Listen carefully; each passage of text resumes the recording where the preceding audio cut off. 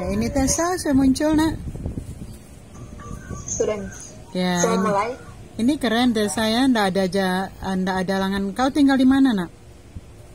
Di Kohonci. Oh, cuma di Koha ya dekatnya Tessa. Jadi jaringannya aman. Puji Tuhan Tessa. Oke.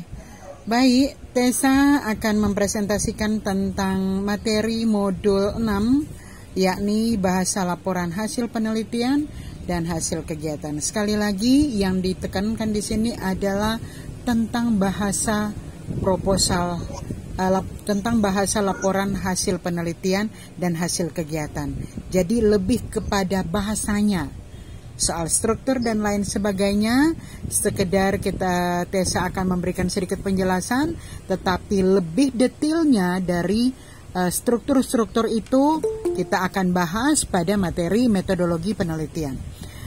Oke Tessa, berharap tanpa ada kendala sedikit pun ya Nak.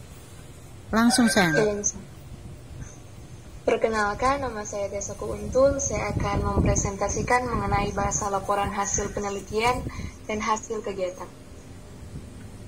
Pengantar, melaporkan hasil penelitian atau hasil kegiatan, termasuk pengolahan dan analisis data, dalam bentuk tulisan yang berkalimat tidaklah mudah. Seringkali, peneliti atau pelaksana kegiatan mengabaikan pentingnya penulisan laporan, baik dari segi kebahasaan maupun dari segi ketepatan waktu pelaporan. Padahal, pengabaian seperti itu merugikan karena dari segi yang pertama, apabila laporan tidak disusun dengan formulasi bahasa yang sesuai, termasuk struktur teks yang seharusnya, laporan itu akan sulit dipahami. Sedangkan dari segi yang kedua, apabila penelitian atau kegiatan itu tidak segera dilaporkan, hasil-hasil dan temuan-temuan penelitian atau kegiatan tersebut tidak akan diketahui oleh berbagai pihak dengan cepat.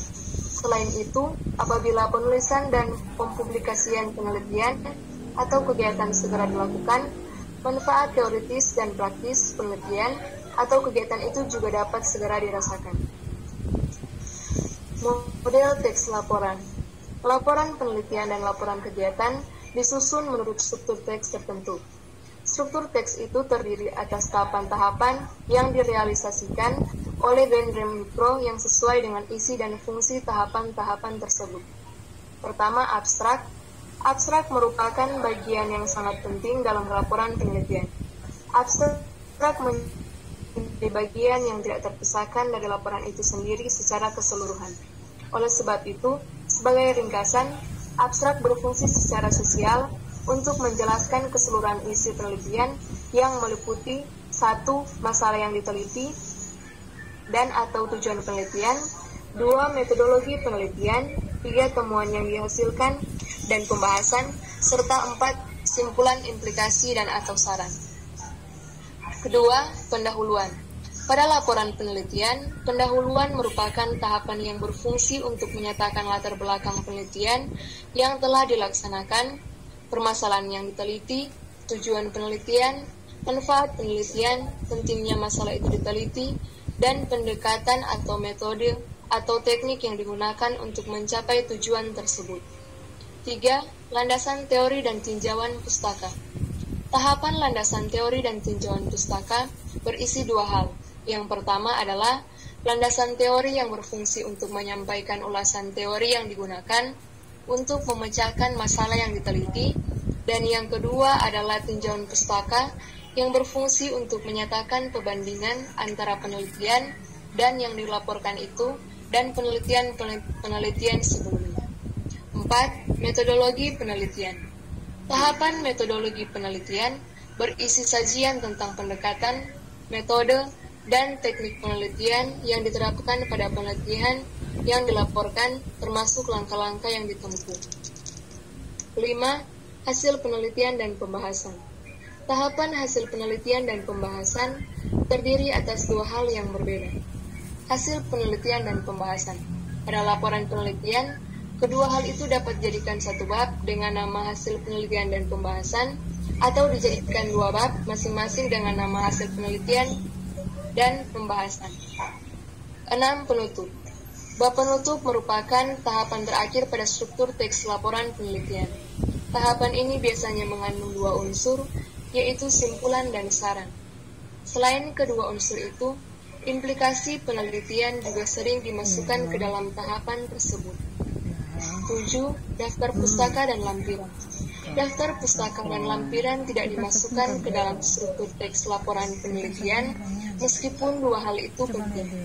Peneliti termasuk penulis hendaknya memasukkan ke dalam daftar pustaka semua sumber yang berupa buku, artikel ilmiah atau jurnal, atau terbitan lain yang digunakan sebagai acuan dalam membuat laporan penelitian.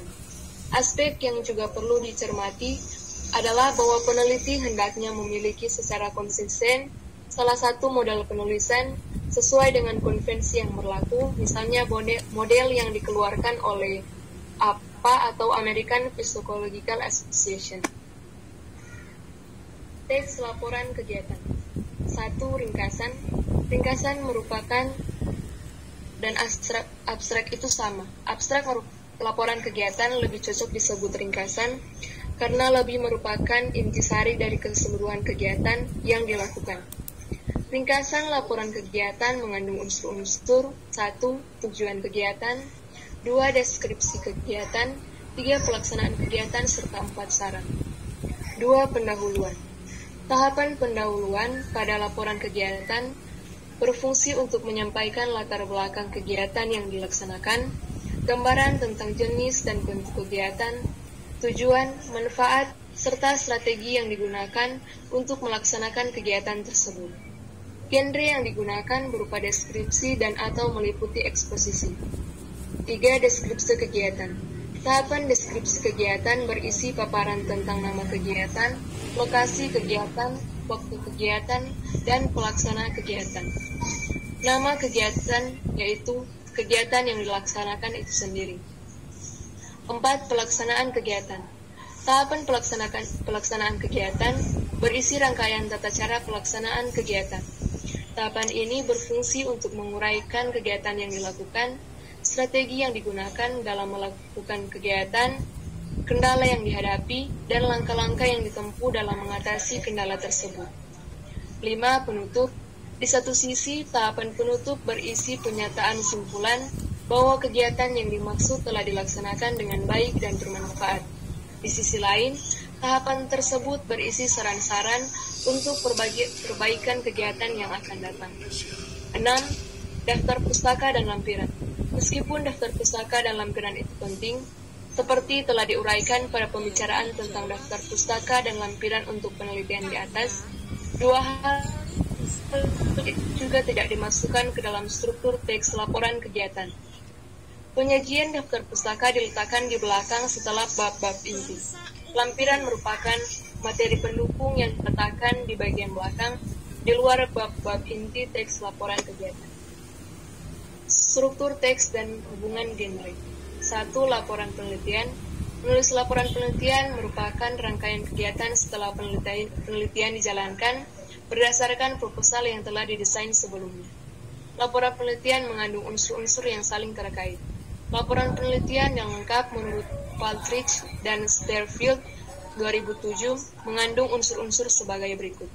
1. Halaman judul, 2. Halaman pengesahan pembimbing untuk skripsi, tesis, dan disertasi, 3. Kata pengantar, halaman deklarasi atau pernyataan bahwa isi penelitian itu orisinal, 4. Daftar isi, 5. Daftar tabel dan daftar gambar, 6. Abstrak, 7. Bab 1 pendahuluan, 8. Bab 2 landasan teori dan tinjauan pustaka, 9. Bab 3 metodologi penelitian, 10. Bab 4 hasil penelitian dan pembahasan, 11. Bab 5 penutup, simpulan, saran, dan implikasi, 12. Daftar pustaka, dan 13. Lampiran. Unsur-unsur tersebut bervariasi dalam hal nama dan urutan. Setiap lembaga peneliti bernaung memiliki gaya dan aturan tersendiri. Ini biasanya disebut gaya selingkuh. Secara khusus, unsur-unsur pada bagian inti dapat dirangkum ke dalam struktur teks laporan penelitian dengan urutan abstrak, pendahuluan, landasan teori dan tinjauan pustaka, metodologi penelitian, hasil penelitian dan pembahasan, penutup. 2. Laporan kegiatan. Setelah dilakukan penelusuran terhadap struktur teks dan genre mikro yang digunakan untuk merealisasikan setiap tahapan yang ada dalam laporan kegiatan, dapat ditarik kesimpulan bahwa laporan kegiatan merupakan paparan hasil pelaksanaan kegiatan yang dibuat berdasarkan proposal yang telah dirancang sebelumnya. Laporan kegiatan mengandung unsur-unsur inti yang saling terkait, yaitu ringkasan, pendahuluan, deskripsi kegiatan, pelaksanaan kegiatan, dan penutup. Unsur-unsur lain yang meliputi halaman judul, halaman pengesahan, kata pengantar, daftar isi, daftar tabel, daftar gambar, daftar pustaka, dan lampiran. Unsur-unsur inti dapat dirangkum ke dalam struktur teks laporan kegiatan dengan urutan ringkasan, pendahuluan, deskripsi kegiatan, pelaksanaan kegiatan, penutup. Contoh laporan kegiatan pelatihan pembasmian hama metode alami. Sebagai latar belakang, kegiatan pertanian merupakan kunci ketahanan pangan di Indonesia. Majunya sektor pertanian dipengaruhi proses persiapan dan produksi yang maksimal. Tujuan, membantu petani meningkatkan produksi hasil panen, mengurangi dampak negatif insektisida yang mungkin akan ditimbulkan, mengenalkan petani pada metode pembasmian hama terbaru. Metode pelatihan, kegiatan pelatihan akan dilakukan dengan sistem tatap muka secara langsung. Waktu dan tempat, hari tanggal Minggu 29 Maret 2020, tempat Balai Desa Karang Sleman. Peserta pelatihan ini diikuti oleh kelompok tani Karang Sleman sebanyak 40 kelompok tani. Materi pelatihan pembasmian hama, metode alami mencakup penjelasan tentang jenis-jenis hama.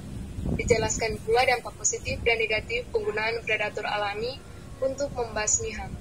Pelaksanaan kegiatan sedikit tertunda karena narasumber terlambat hadir.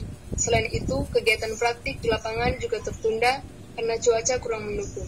Secara umum, peserta kelompok tani sudah mengetahui seluk-beluk predator alami untuk memangsa hama di ladang. Penutup, acara pelatihan ini ditutup dengan pembagian buku pedoman pemberantasan hama secara alami. Kesimpulan, kegiatan pelatihan pembasmian hama sudah berjalan baik meskipun terdapat kendala selama proses pelaksanaan. Sekian dan terima kasih. Salam Merdeka Literasi. Salam, salam Merdeka Literasi. Tessa, terima kasih ya sudah presentasi. Kalau sudah presentasi enak sah.